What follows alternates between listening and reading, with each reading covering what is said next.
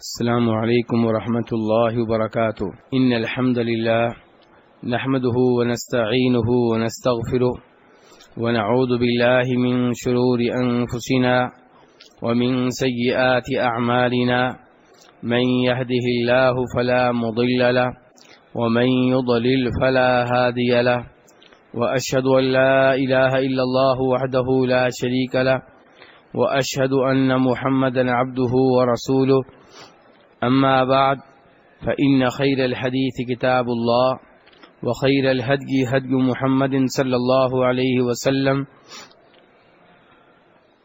وشر الامور محدثاتها وكل محدثة بدعة وكل بدعة ضلالة وكل ضلالة في النار۔ تمام تعریفیں اللہ تبارک و تعالیٰ کے لیے ہیں۔ ہم اللہ ہی کی حمد و ثنا بیان کرتے ہیں اور اللہ ہی سے ہر امر میں مدد مانگتے ہیں اور اللہ سے اپنے گناہوں کی بخشش مانگتے ہیں۔ ہم اپنے نفس کے شر سے بچنے کے لیے اللہ سے پناہ چاہتے ہیں، اپنے اعمال کے برے نتائج سے بچنے کے لیے اللہ کی پناہ چاہتے ہیں۔ جسے اللہ ہدایت دے دے اسے کوئی گمراہ کرنے والا نہیں، اور جسے اللہ گمراہی پہ لگا دے اسے کوئی ہدایت دینے والا نہیں۔ حمد و صلات کے بعد اس بارے میں کوئی شک و شبہ نہیں ہے کہ بہترین کلام اللہ کا کلام ہے، اور بہترین طریقہ جناب محمد صلی اللہ علیہ وسلم کا طریقہ ہے۔ ہر نیا کام جس کا تعلق دین سے ہو وہ بدعت ہے، اور ہر بدعت گمراہی ہے، اور ہر گمراہی جہنم کی آگ میں لے جانے والی ہے۔ گزشتہ کئی دنوں سے جس کتاب پہ درس چل رہا ہے اس کتاب کا نام ہے الدروس المہمہ لعامۃ الامہ، کہ امت کے عام افراد کے لیے اہم ترین دروس، اہم ترین اسباق۔ اس کتاب کا 17واں درس شروع ہو چکا ہے، بلکہ ختم ہونے کو ہے۔ 17ویں درس میں کتاب کے مؤلف نے ان بڑے بڑے گناہوں کا تذکرہ کیا ہے جو نہایت خطرناک ہیں، اور ان کا تذکرہ اس لیے کیا ہے تاکہ ہم ان سے بچ جائیں، ان سے دور رہیں۔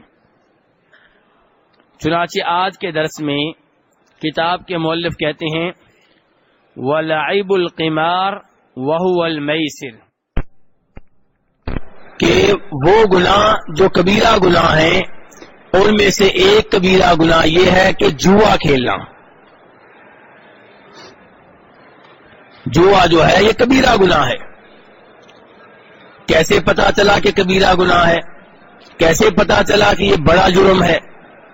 اللہ تبارک و تعالی قرآن حکیم میں ارشاد فرماتے ہیں یا ایھا الذین آمنوا، اے ایمان لانے والو، انما الخمر والمیسر، اس میں کوئی شک و شبہ نہیں ہے کہ شراب، جوا اور نصب کردہ بت اور پانسے کے کوڑا اندازی کے تیر، یہ ساری کی ساری چیزیں گندی چیزیں ہیں، بری چیزیں ہیں، کبھی چیزیں ہیں۔ فاجتنبوہ، ان سے دور رہو، ان سے اجتناب کرو، لعلکم تفلحون، تاکہ تم کامیاب ہو جاؤ۔ تو کامیابی شراب پینے میں ہے یا شراب سے بچنے میں ہے؟ بچنے میں۔ کہاں کی کامیابی؟ دنیا کی، آخرت کی، دونوں جہانوں کی کامیابی ہے جوے سے بچنے میں۔ دنیا کی کامیابی بھی، آخرت کی کامیابی بھی۔ کامیابی ہے شرک سے بچنے میں، دنیا میں بھی اور آخرت میں بھی۔ یہ پانسے کے قرآن اندازی کے تیر اور آج کل طوطوں کی فال، یہ سب چیزیں جو ہیں یہ بھی گندی چیزیں ہیں، غلط چیزیں ہیں، من عمل شیطان، یہ شیطانی اعمال میں سے ہیں۔ اللہ کہتے ہیں کامیابی چاہتے ہو تو ان سے دور رہو۔ شیطان یہ چاہتا ہے کہ تمہیں شراب پینے میں مبتلا کر کے تمہیں جوے کی عادت ڈال کے تمہارے درمیان بغض و عداوت پیدا کر دے، دشمنیاں پیدا کر دے، کینہ و بغض پیدا کر دے. اور شیطان دوسرے نمبر پہ چاہتا ہے کہ شراب پی کر اللہ کے ذکر سے غافل ہو جاؤ. جوے کی عادت اپنے آپ کو ڈال کر اللہ کے ذکر سے غافل ہو جاؤ، نمازوں سے غافل ہو جاؤ، تلاوت کلام پاک سے غافل ہو جاؤ. فَهَلْ أَنْتُمْ مُنْتَهُونَ، کیا تم ان غلط چیزوں سے باز آنے والے ہو؟ جی ہاں اے اللہ، ہم ان تمام چیزوں سے دور رہیں گے. تو میرے بھائی، جوا کبیرہ گناہ ہے، لیکن اس کا ارتکاب کون کرتا ہے؟ جوے کا عمل یہ کون سے لوگ کرتے ہیں؟ میں اور آپ تو نہیں کرتے، کون کرتا ہے پھر یہ؟ جی، لیکن میں اور آپ تو نہیں کرتے نا. کون کرتا ہے؟ ہمارا پڑوسی. کون کرتا ہے؟ اور ہمارے کئی رشتے دار. ہم یہ کام نہیں کرتے. انعامی بانڈ خریدتے ہیں آپ؟ پرائز بانڈ جی اگر خریدتے ہیں تو یہ جوے کی بہترین مثال ہے. اپنی دکان کا، اپنی زندگی کا، لائف، اپنے مکان کا، گاڑی کا بیمہ کرواتے ہیں، انشورنس کرواتے ہیں؟ نہیں کرواتے تو الحمدللہ، ورنہ یہ بھی جوے کی بہترین مثال ہے. کمیٹی خریدتے ہیں، بولی والی کمیٹی. اگر خریدتے ہیں تو جوے کی بہترین مثال ہے. قسمت کی پوڑی کبھی خریدی ہے؟ جی، یہ جوا ہے. وہ ٹکٹ آپ نے خریدے ہیں کبھی؟ یا کوپن کہہ لیں، ٹکٹ کہہ لیں، 1000 روپے کا، 2000 روپے کا، اور جس کا نام نکلے گا اسے موٹر سائیکل انعام کے طور پہ ملے گا. کبھی یہ کام کیا ہے؟ ایک آدھ بابا ہاتھ کھڑا کر دیتا جس نے کام نہیں کیا ہوتا. جو کر رہے ہیں وہ ہاتھ کھڑا نہیں کرتے. جو یہ گناہ کا کام کر رہے ہیں وہ خاموش ہیں، اور جو ایک آدھ بابا جی کام نہیں کرتے وہ ہاتھ کھڑا کر دیتے ہیں. کیا کہتے ہیں؟ میرا موٹر سائیکل انعام میں نکلا ہے. یہ کس چیز پہ انعام ملا جی؟ کارنامہ کیا سر انجام دیا تھا آپ نے؟ انعام کسے کہتے ہیں میرے بھائیوں؟ کسی نے کوئی اچھی پڑھائی کی ہو، کوئی دوڑ میں آگے نکل گیا ہو، کچھ کیا ہو تو انعام ملتا ہے. یہ کون سا انعام ہے جو آپ کو ملتا ہے؟ 2000 روپیہ جمع کرواتے ہیں اور موٹر سائیکل نکلتی ہے. نام تبدیل ہو جانے سے وہ چیز حلال نہیں ہو جائے گی، وہ حرام ہے. یہ جوا ہے. 2000 روپے کی ٹکٹ خریدی ہے اور اس انداز سے اس کمپنی نے جو یہ کام کر رہی ہے 1 کروڑ روپیہ کما لیا ہے، اور 2-3 موٹر سائیکل جو ہیں اس نے دے دیے ہیں. ایک آج ٹیلی ویژن دے دیا، 2-3 سائیکل دے دیے. جنہوں نے 2000 روپے جمع کرائے تھے ان میں سے 2-3 کے موٹر سائیکل نکل آئے. جمع 2000 روپے کروایا تھا، مل کتنے رہے؟ 60,000 روپیہ. اور باقی 2000 روپے والے محروم. یہ جوا ہے. اور کبھی میرے وہ بھائی جنہیں داڑیاں رکھی ہوئی ہیں، عمرہ کرنے کا شوق ہے، حج کرنے کا شوق ہے، یہ بھی عمرہ اور حج کس کے ذریعے کرتے ہیں؟ جوے کے ذریعے. اعلان ہوتا ہے کہ آپ ہر مہینے ہمارے پاس اتنے پیسے جمع کرائیں، اور پھر قرآن دادی ہوگی، ہم ان میں سے 30 آدمیوں کو عمرہ کرائیں گے. حرام مال سے عمرہ کرنا ٹھیک ہے؟ حرام مال سے حج کرنا ٹھیک ہے؟ تو میرے بھائی، یہ جوا، ہر طرح کا جوا ترک کر دیں. یہ جتنی میں نے مثالیں دی ہیں یہ جوے کی مثالیں ہیں. اور عام طور پہ آپ سے بات کی جائے جوے کی تو آپ کہتے ہیں نہیں، میں نے تو کبھی یہ کام کیا ہی نہیں. چودھری صاحب، یہ آپ کے گھر میں ہوتا ہے. آپ کے بیٹے ایسے ٹکٹ خریدتے ہیں، کوپن خریدتے ہیں، آپ کی بیٹیاں یہ کام کرتی ہیں، سکول کالج میں یہ کام ہوتے ہیں. جگہ بجگہ ایسے کام کیے جا رہے ہیں، اور لوگ لالچ کے مارے نہیں دیکھتے کہ یہ چیز اسلام میں جائز ہے یا ناجائز. تو بہرحال جوا جو ہے یہ حرام ہے، اور اسلام سختی سے جوے سے روکتا ہے. اس کے بعد کتاب کے مؤلف کہتے ہیں والغیبہ کہ غیبت بھی کبیرہ گناہ ہے، بڑا گناہ ہے، اور اس کا تذکرہ کل کے درس میں ہوا ہے کہ نہیں ہوا؟ ہو چکا ہے، بتایا جا چکا ہے کہ یہ بھی کبیرہ گناہ ہے۔ اور غیبت کسے کہتے ہیں میرے بھائیوں؟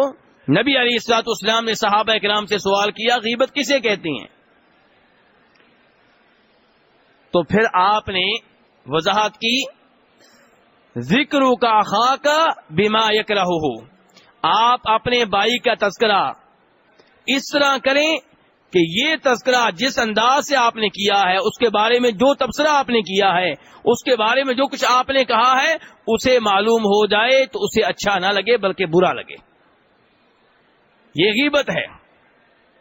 اندازہ کیجئے، امام ابو داؤد اور ترمذی روایت کرتے ہیں ام المومنین عائشہ رضی اللہ تعالی عنہا سے کہ جناب عائشہ نے نبی علیہ الصلوۃ والسلام کے سامنے جناب صفیہ رضی اللہ تعالی عنہا پہ تبصرہ کیا۔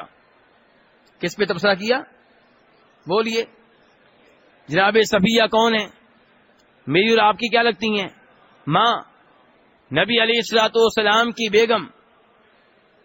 جناب عائشہ نے ان کے بارے میں جو الفاظ استعمال کیے، ان کا مفہوم یہ تھا کہ صفیہ تو چھوٹے قد کی ہیں، چھوٹے قد کی ہیں، فلاں آدمی چھوٹے قد کا ہے۔ ایک ہے کہ یہ آپ تعارف کے طور پہ کہہ رہے ہیں، آپ کسی کو بتانا چاہتے ہیں کہ جس آدمی کی میں بات کر رہا ہوں یہ آدمی، اس کا نام رضوان ہے، اور رضوان کئی ہیں، یہ وہ رضوان ہے جس کا قد چھوٹا ہے۔ تحقیر کا انداز نہیں ہے، مذاق اڑانے کا انداز نہیں ہے، تعارف کے طور پہ آپ کہہ رہے ہیں وہ نبینا آدمی جو رضوان ہے، وہ جو لنگڑا ہے۔ اور ایک یہ ہے کہ آپ بےعزتی کے طور پہ کہہ رہے ہیں، توہین کے طور پہ کہہ رہے ہیں، استہزاء کے طور پہ کہہ رہے ہیں کہ وہ چھوٹے قد والا، وہ چھوٹے قد والی۔ جناب عائشہ رضی اللہ عنہا ہماری ماں ہیں، بہت عظیم خاتون ہیں، ان کا مقام و مرتبہ بہت بلند ہے، لیکن بہرحال انسان ہے۔ بہرحال کیا ہے؟ انسان ہے۔ تو ان کے منہ سے ایسا کوئی جملہ نکل گیا جس کا مفہوم یہ تھا کہ جناب صفیہ رضی اللہ عنہ چھوٹے قد کی ہیں۔ نبی علیہ الصلوۃ والسلام نے جناب عائشہ کو خبردار کیا کہ عائشہ، جو تو نے جملہ بولا ہے یہ اتنا کڑوا ہے کہ اگر اسے سمندر کے پانی میں ملا دیا جائے تو سمندر کا پانی کڑوا ہو جائے گا۔ آج کل ایسے جملے ہم عام استعمال کرتے ہیں، لوگوں کے اس عیب کا مذاق اڑاتے ہیں جس میں اس آدمی کا کوئی قصور نہیں ہے۔ اگر کوئی نبینا ہے تو کیا خود اس نے اپنے آپ کو نبینا بنایا ہے؟ یہ کس کی طرف سے ہے؟ تو نعوذ باللہ، آپ اللہ کی تخلیق کا مذاق اڑا رہے ہیں۔ کسی کا قد چھوٹا ہے اس کا تذکرہ برے انداز میں کرنا، کسی کا قد بہت لمبا ہے اس کا تذکرہ برے انداز میں کرنا، تو یہ غیبت کی معمولی مثالیں ہیں، ورنہ آپ نے جو اصول دیا ہے اسے آپ ذہن نشین کر لیں۔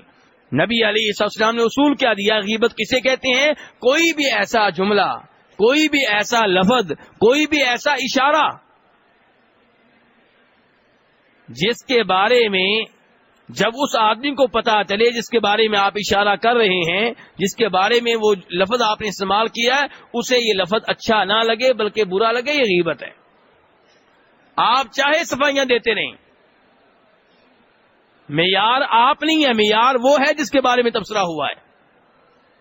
آپ کہتے ہیں جی میں نے تو لنگڑا کہا تھا، یہ کون سی بڑی بات ہے، لیکن اس سے پوچھیں اسے آپ کا یہ جملہ اچھا لگتا ہے کہ برا لگتا ہے۔ اگر اسے برا لگتا ہے تو آپ کا یہ جملہ غیبت کے زمرے میں آتا ہے۔ لیکن اگر آپ تعارف کے طور پہ کہہ رہے ہیں، کسی آدمی کو پتہ نہیں چل رہا کہ یہ رضوان جس کی آپ بات کر رہے ہیں کون سا رضوان ہے، تب آپ نے کہہ دیا وہ جو بھینگا ہے یا لنگڑا ہے، اور آپ کے چہرے پہ کوئی مسکراہٹ نہیں ہے، دل میں آپ اسے حقیر نہیں جان رہے، تو انشاءاللہ پھر اس میں کوئی حرج نہیں ہے۔ غیبت ہی کے ضمن میں ایک اور حدیث آپ کے سامنے رکھنا چاہوں گا۔ امام ابو داؤد رحمہ اللہ روایت کرتے ہیں جناب انس ابن مالک رضی اللہ تعالیٰ عنہ سے، وہ کہتے ہیں کہ نبی علیہ الصلوۃ والسلام نے فرمایا جب مجھے معراج کے موقع پہ لے جایا گیا، جب مجھے معراج کروائی گئی تو میں نے کئی ایسے لوگ دیکھے جن کے ناخن تانبے کے تھے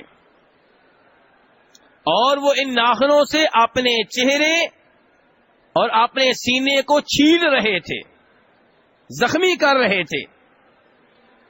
میں نے کہا جبریل یہ کون لوگ ہیں؟ تو جناب جبریل السلام نے فرمایا یہ وہ لوگ ہیں جو دوسرے لوگوں کا گوشت کھایا کرتے تھے، یعنی کہ غیبت کیا کرتے تھے۔ وَيَقَعُونَ فِي أَعْرَاضِهِمْ، ان کی بے عزتی کیا کرتے تھے، ان کی عزت کو نقصان پہنچایا کرتے تھے۔ کبیرہ گناہوں میں سے ایک اور کبیرہ گناہ کیا ہے؟ وَالنَّمِیمَہ، کتاب کے مؤلف کہتے ہیں چغلی کرنا، اور اس کا تذکرہ کل کے درس میں تفصیل کے ساتھ ہو چکا ہے، اور یہ بھی کبیرہ گناہ ہے، اور نبی علیہ السلام فرماتے ہیں چغل خور جنت میں داخل نہیں ہو سکے گا، یعنی کہ ادھر کی بات ادھر پہنچانا ایسے طریقے سے اور اس نیت کے ساتھ کہ فساد واقع ہو جائے، فتنہ پیدا ہو جائے، دو بھائیوں میں لڑائی ہو جائے، اختلافات بڑھ جائیں، ان کے دل کھٹے ہو جائیں، یہ چغل خوری ہے۔ تو یہ بھی کبیرہ گناہ ہے۔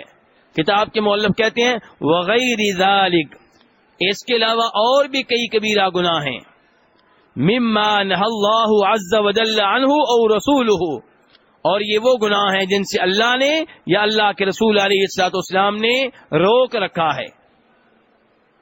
مثال کے طور پہ بدعات، دین میں نئے نئے کام نکالنا، یہ کبیرہ گناہ ہے کہ صغیرہ؟ کبیرہ گناہ ہے۔ یہ تیجا، یہ ساتواں، یہ 40واں، یہ برسی، یہ عرس، یہ دین میں عبادت کے طور پہ جو نئے نئے کام نکال لیے گئے ہیں، یہ گناہ ہے اور کبیرہ گناہ ہے، کیونکہ نبی علیہ السلام فرماتے ہیں ہر نیا کام بدعت ہے، اور ہر بدعت گمراہی ہے، اور ہر گمراہی کہاں لے جانے والی ہے؟ آج لوگ کیا کہتے ہیں جب ہم روکتے ہیں بدعات سے؟ کہتے ہیں نہیں جی یہ بدعت حسنہ ہے۔ کون سی بدعت ہے جی؟ یہ اچھی بدعت ہے۔ اور نبی علیہ السلام نے کیوں نہیں بتایا کہ دو بدعتیں ہوا کریں گی، ایک اچھی ہوا کرے گی، ایک بری ہوا کرے گی؟ آپ کہا کرتے تھے ہر خطبے میں کل بدعت، ہر بدعت گمراہی ہے۔ آپ کہتے تھے ہر نیا کام بدعت ہے، آپ ہر کا لفظ بولتے تھے، اور ہم آج کہتے ہیں نہیں بدعات کی دو قسمیں، ایک اچھی بدعت، ایک بری بدعت۔ عید میلاد النبی صلی اللہ علیہ وسلم منانے والے لوگوں سے آپ پوچھئے کہ یہ کام آپ کیوں کر رہے ہیں؟ کہتے ہیں جی آپ سے محبت ہے، یہ اچھا کام ہے، نیکی کا کام ہے۔ ان سے آپ کہیے کہ اگر یہ اچھا کام ہے، نیکی کا کام ہے، اللہ کے رسول علیہ الصلوۃ والسلام نے کام کیوں نہیں کیا؟ آپ نے کیوں نہیں سکھایا؟ جناب صدیق نے کام کیوں نہیں کیا؟ جناب فاروق نے کیوں نہیں کیا؟ جناب عثمان نے کیوں نہیں کیا؟ جناب علی نے کیوں نہیں کیا؟ نیکی کا یہ کام ان سب کو معلوم نہ ہو سکا اور آپ کو معلوم ہو گیا۔ یہ عجیب نیکی کا کام ہے جس کا آغاز کرنے والے کون ہیں؟ مصر کے فاطمی حکمران ہیں۔ کون ہے؟ بولیے ذرا۔ مصر کے فاطمی حکمران، 3 صدی کے بعد آنے والے مصر کے فاطمی حکمران، جو ممبر و محراب پہ صحابہ کرام پہ لانتیں بھیجا کرتے تھے، صحابہ کرام کو گالیاں دیا کرتے تھے، انہوں نے اس کا آغاز کیا ہے۔ اگر یہ اچھا کام ہوتا، اس کا آغاز کرنے والے اچھے لوگ ہوتے۔ تو کہنے کا مطلب یہ ہے کہ بدعات جتنی بھی ہیں، دین میں جو نئے نئے طریقے نکال لیے گئے ہیں، ان سے بچا جائے۔ ہر مہینے کی 11ویں تاریخ کو کیا کرتے ہیں حاجی صاحب؟ 11ویں کے 11ویں شریف۔ عجیب بات ہے، غلط کام کا نام بھی شریف رکھ دیا۔ 11ویں تاریخ کو صدقات، خیرات، 12ویں تاریخ کو کیوں نہیں بھائی؟ 10ویں تاریخ کو کیوں نہیں؟ 11ویں تاریخ کو یہ کام کرنا کیا اللہ کے رسول سے ثابت ہے؟ کیا صحابہ کرام سے ثابت ہے؟ کیا تابعین سے ثابت ہے؟ کیا 4 اماموں سے ثابت ہے؟ نہیں، بہت بات کا معاملہ ہے. تو یہ نئے نئے کام آج آپ نے ان کو دین کی حیثیت دے دی، اور جو یہ کام کرے اسے آپ اچھا سمجھنے لگے، اور جو نہ کرے اسے آپ نے بری نگاہوں سے دیکھنا شروع کر دیا. نبی علیہ الصلوۃ والسلام اپنی زندگی میں دین مکمل کر کے گئے تھے. الیوم اکملت لکم دینکم، اللہ تعالیٰ فرماتے ہیں میں نے تمہارے لیے تمہارا دین مکمل کر دیا ہے. اس مکمل دین میں نہ کوئی 11ویں ہے، نہ کوئی تیجا ہے، نہ کوئی 7واں ہے، نہ کوئی 40واں ہے، نہ کوئی برسی ہے، نہ کوئی عرس ہے.